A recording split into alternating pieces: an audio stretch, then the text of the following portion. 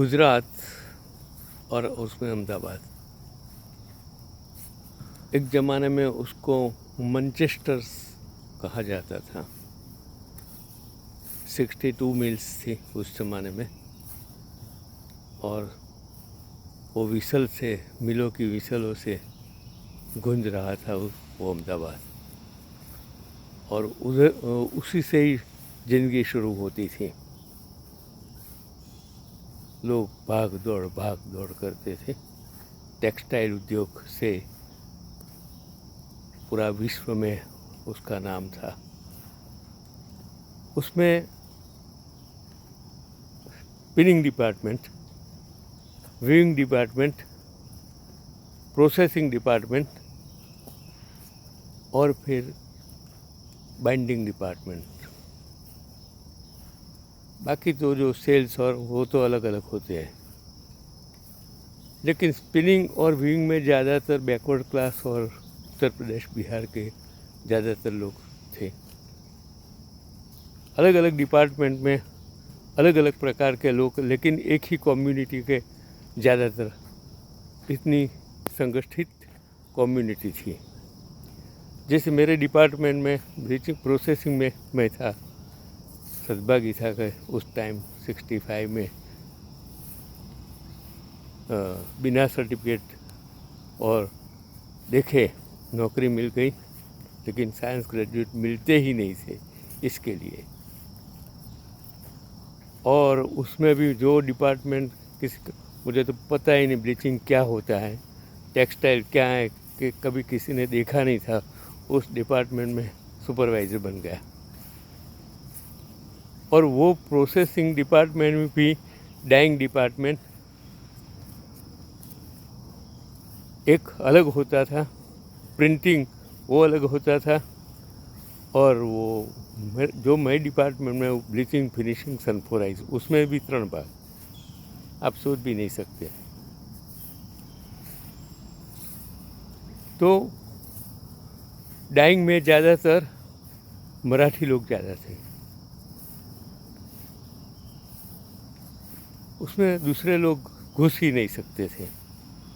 Printing में south Indians थे, और ब्लीचिंग में सब मराठी, एक भी गुजराती आपको नहीं मिलेगा।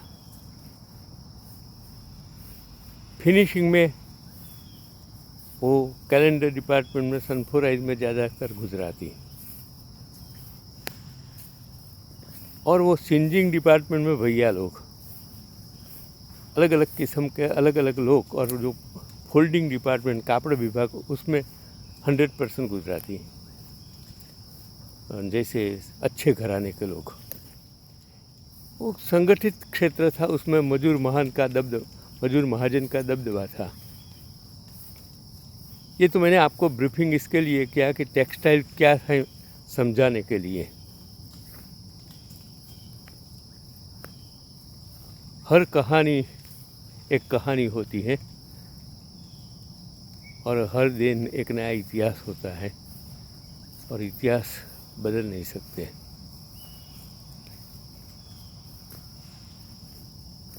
फिनिशिंग में वो फार्माटेक्स मशीन था।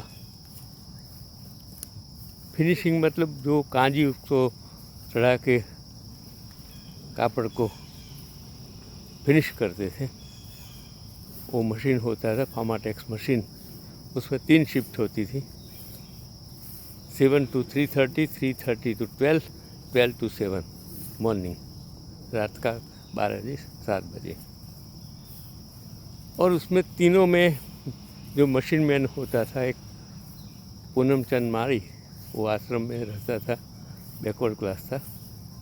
दूसरा एक पटेल था दूसरी शिफ्ट में, मैं उसे पटेल ही कहता था। और तीसरी शिफ्ट में सरदार सिंह, बादशाह सिंह। वो सरदार सिंह अट्टा कट्टा लड़का, मुझे आज भी उसका चेहरा याद है कि,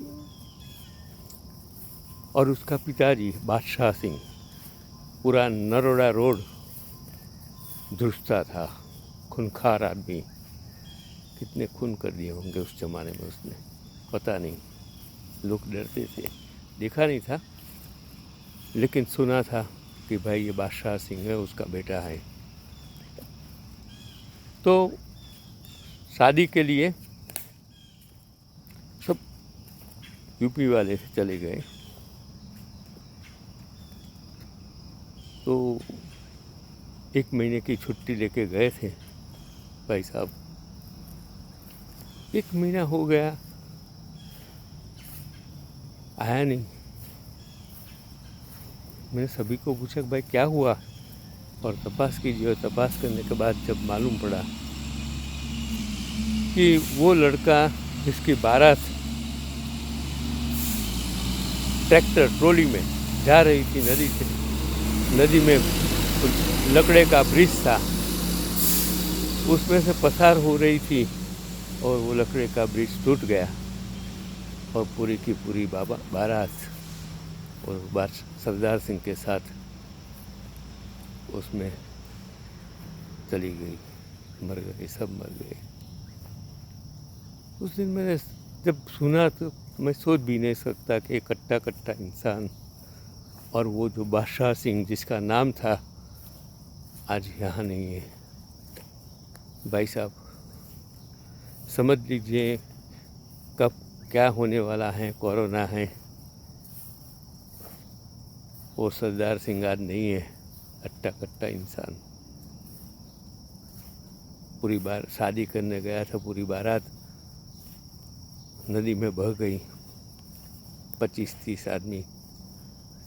इंसान क्या सोचता है, क्या होता है। मैं यही तो कहता हूँ, शायद कर्म का फल हो। मैंने भगवान तो देखा नहीं। चंद्रकांत भाई भट्ट इतना ही कहता है कि सोचो, आगे बढ़ो, समझ कर बढ़ो, किसी को मदद करो। नमस्कार।